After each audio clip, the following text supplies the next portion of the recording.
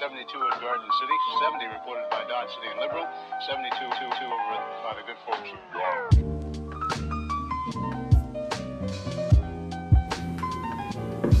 Welcome to the Kathleen Madden Show, Season 3, Episode 4.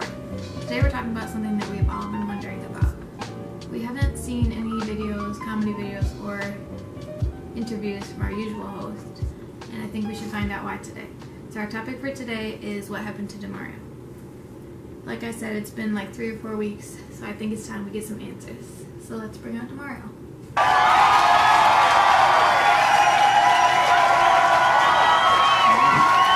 How are you?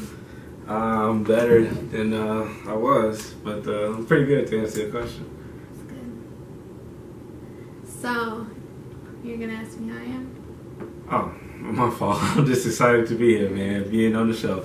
How are you today? I'm good too. That's good, that's good. I see that you repping the Outspoken Creativity shirt. Mm-hmm. So trying to show the back, okay. Okay. I like that. Shout out Outspoken Creativity. Shout out to the person that, founded Outspoken Creativity. Who is that? Me. But don't let me stop you. Go ahead, you do it. So, we all want to know what happened. Where have you been? Okay. I recently just had ball surgery, and yeah, like when I say ball surgery, like my balls. Yeah. So I had surgery, and I just been having to recover from it, and it has not been pretty. So yeah. Okay, so what happened? Walk us through from the beginning to the end. What happened? How did you start? Okay, before we start off, just say that I didn't do anything. No one kicked me. No one I didn't did do anything. anything. Well, she didn't do That's what anything. everybody keeps asking. I didn't do What did anything. you do to him? Nothing bad happened. It just happened, okay? So, I was chilling, and I was just on the computer. I was editing one of my videos because I was about to drop some content that day, honestly. Then I just started to get a sharp pain, like right on my left side. And when it happened, I'm like, oh shit. I'm like, damn. So I was like, you know what? I'm just gonna have to just sit down and chill for a little bit, lay down probably, and then it'll go away. But then it started to get aggressively worse, and it got to a point where, like, the pain was just outrageous for me. And so I looked on my phone, and I just seen a couple of things to do when, like, in pain like that. So at that point, I tried to take a bath, which baths are sick to take. For me personally, I hate taking baths. But I got in the bath, and I was just trying to, like, soak everything and make sure I was decent, because it was horrible pain. So pain kind of went away a drop. So a drop isn't nothing, you know what I'm saying? So I get out, and like I started to get heat flashes. And for all of you who don't know, like, black people usually don't get heat flashes, no offense, but like I never had that ever before in my life. And I was just hot and cold. It was crazy. So it got to a point where I was just like, I couldn't like breathe. Like I was literally like dying for air in this motherfucker. And like, so I was sitting on the floor just completely naked, and the patio door was open. I was just letting the air come in, because like that's how like hot I was, and then when it get cold I had to close it. But like the pain was just shooting so hard, and like I just didn't know what to do. So at that point I just started to talk to God. I'm like, take this pain away from me, big homie. Big, please, dog. But then after that, it got to a point where I thought it was kidney stone. So I was like, you know what? I just recently saw her sister's boyfriend go through that. And as soon as they got to, like, as soon as the ambulance came, like, the kidney stone, like, went away. So I was like, you know what? I'm not about to waste my money on something that's going to go away in a few minutes. Luckily for me, it did not go away in a few minutes. So then I was talking to her on the phone, and I'm like, well, yeah, I'm having a lot of pain. But, you know, guys don't want to go to the doctor. So she was like, yeah, you're going to have to go to the doctor. You're going to do this, you're going to do that. Who's a doctor? Well, hospital, doctor, whatever. It's the same thing. Doctors are at the hospital. But anyway, so then, yeah, we you picked me up, and we went to the hospital, and then that's when I got the news. Like I said, I thought it was kidney stones, but then they were doing all these tests and everything like that. What kind of tests did they do? Ball tests. So, What kind? Tell us. Like, what did they put some liquid of gel on my balls, and then they like did something. It tickled a little bit, but it also hurt because my left ball was like a size of It was an ultrasound. It's an ultrasound, but I mean, whatever. Okay, ultrasound, whatever you want to call it. Okay, but so now I went back into the other room. And that's why I was complaining to the nurse. I'm like, look, this medicine ain't doing nothing for me. Y'all need to give me something to amp me up, so I can at least get away from this pain. So they gave me morphine. Let me tell y'all something about morphine. I was high as hell. I was, like, as soon as it hit 30 seconds, my body just, like, it just did that real quick. Like, and I was just like, shit. So I was too up. I was just laying around. I'm talking. So then it wore off a little bit, and that's when the doctor came in, and he was like, well, we did our test, and we got our results, and we see that your left ball is really swollen. And he didn't say ball, but what did he say? He said, what you have is testicular torsion. Right. So when he said that, I didn't even know what the hell that was. I didn't know what to think. The thing that made it worse about when he said it is that everybody's face in the room just went like confused and sour, and everybody just like it was just messed up. Because we were expecting kidney stones.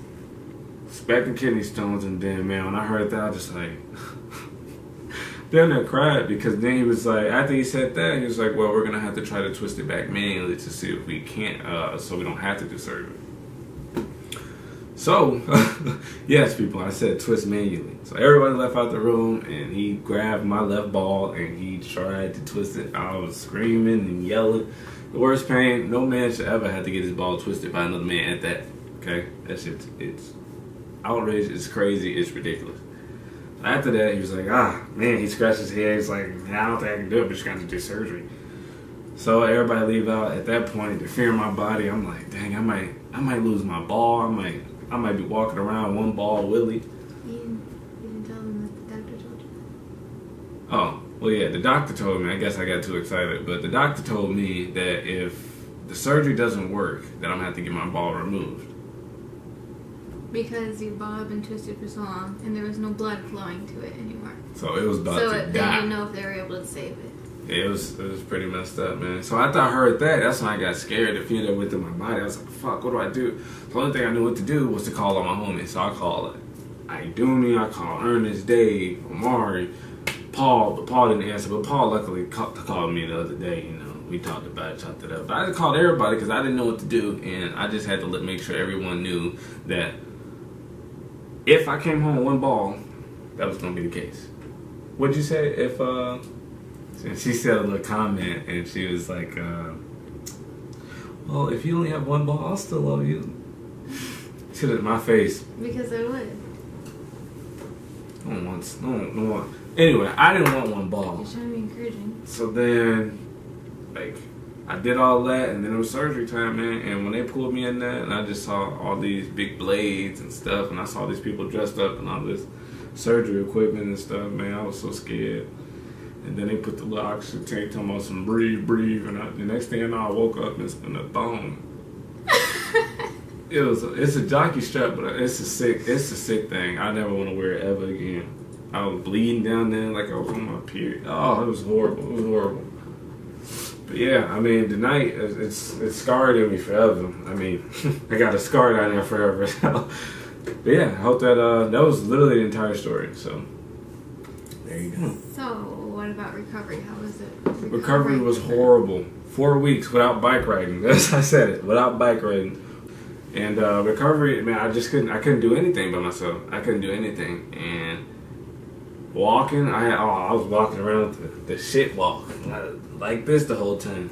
I couldn't put on nothing, no drawers, no. It just hurt talking about it. But recovery is tough, but it made me stronger in a way because coming back from something like that, I never expected, I would rather take a fractured arm or something, but I mean, coming back from that, I think it just made me stronger, and I feel a lot better that I'm now kind of normal again and walking around. So, but you know what I was going to do, because when I got the surgery, then we had to go over her family's house.